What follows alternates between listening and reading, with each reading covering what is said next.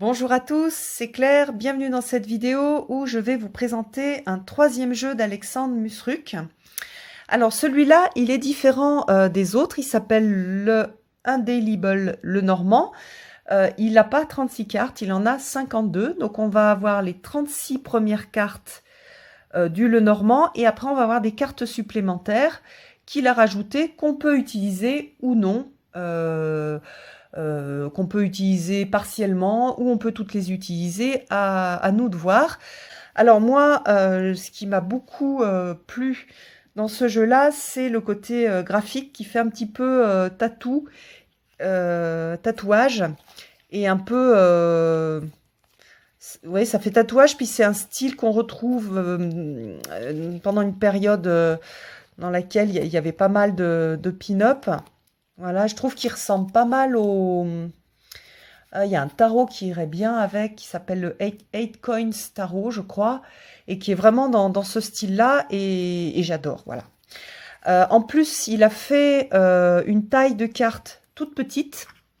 Si on compare par rapport à son Le Normand pour débutants, voilà, ce sont des toutes petites cartes, donc ça permet de faire des grands tableaux pour lesquels vous n'êtes pas obligé de vous mettre voilà, soit sur une grande table, soit par terre, ou soit sur un lit. Donc c'est pour ça c'est super intéressant. Voilà, et quand moi je fais des grands tableaux, je préfère ces toutes petites cartes. Alors ensuite, donc au niveau de la comment dire, de la construction du jeu, on va avoir des choses plus... des symboles, moins de scènes de vie. Dans celui-ci, qui est celui qui a été utilisé pour son livre, le guide des associations, qui vient juste de sortir chez Arcana Sacra, on avait un peu quelque chose de vintage, une sorte de tableau en fait. Donc avec ce côté voilà tableau qui est très très charmant. Ici, on va plus avoir un symbole. Alors, donc on va retrouver donc le numéro de la carte, le symbole et le lien à la cartomancie. Donc ici, on a des toutes petites cartes, donc c'est pas comme avec celui-là par exemple, où on a aussi une reproduction de la carte de cartomancie qui est associée. Mais on l'a quand même, donc on a ce lien-là, donc on peut l'utiliser. Ce qui n'est pas le cas dans tous les Lenormand. Je ne vous ai pas montré le dos, donc vous voyez, il y a un côté un petit peu tatou et pin-up. C'est très très sympa ce dos, vachement mignon. Qu'est-ce que... Oui, c'est un traitement brillant sur les cartes, avec un fond un peu... comment dire comme un peu, enfin, un peu jaune, comme si c'était du vieux papier. Pareil, je trouve ça charmant. Donc là, on retrouve très facilement le cavalier, le trèfle, le vaisseau, le bateau, la maison. Hop, l'arbre, les nuages. Donc là, on n'a pas de direction pour les nuages, pas un côté noir ou lumineux.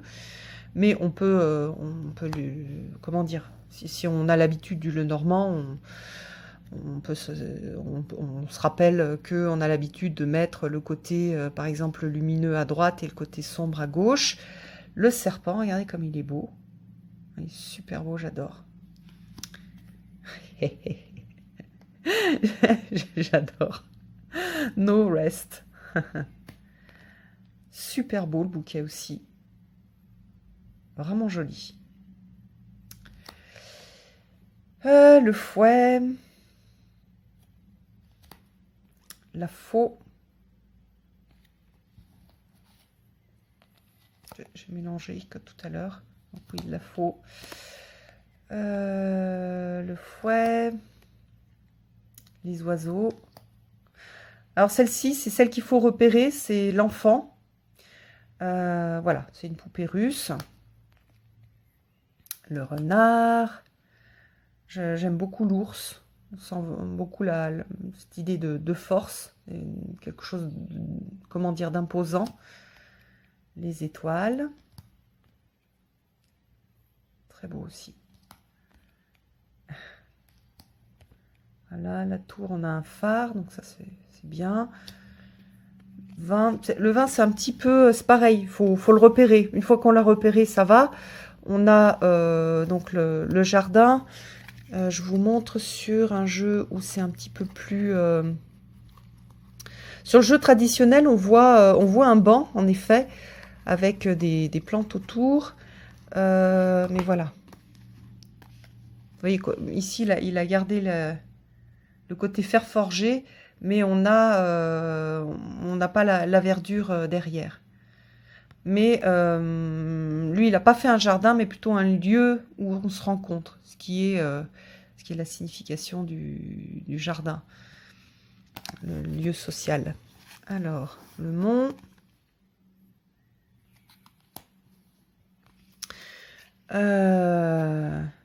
Le ou les chemins, avec une boussole. Donc, où je vais. Je sais pas comment il l'a... Ah oui, si, il avait mis un train dans celui-ci. Et dans celui-là, pour débutants, je crois qu'il a fait quelque chose de très sobre. Voilà. Vous voyez, ici, on voit, soit on va à gauche, soit on va à droite. Donc ça, c'est pour les débutants. Ça, c'est peut-être pour un petit peu plus avancés. Même si c'est assez facile, une fois qu'on l'a vu, on a une boussole, on a cette idée de direction, où est-ce que je vais aller. Qu'est-ce qu'il avait mis? Voilà, quel choix je vais faire. Est-ce que je vais dans le nord, au sud, à l'est ou à l'ouest? Voilà. Les souris, le cœur, l'anneau, le livre, la lettre. J'adore les personnages. Regardez, on a une petite pin-up et puis un marin, j'adore. Je trouve ça super beau. Je le trouve hyper charmant. Le lys, le soleil, la lune, la clé, les poissons et l'encre. Et la croix.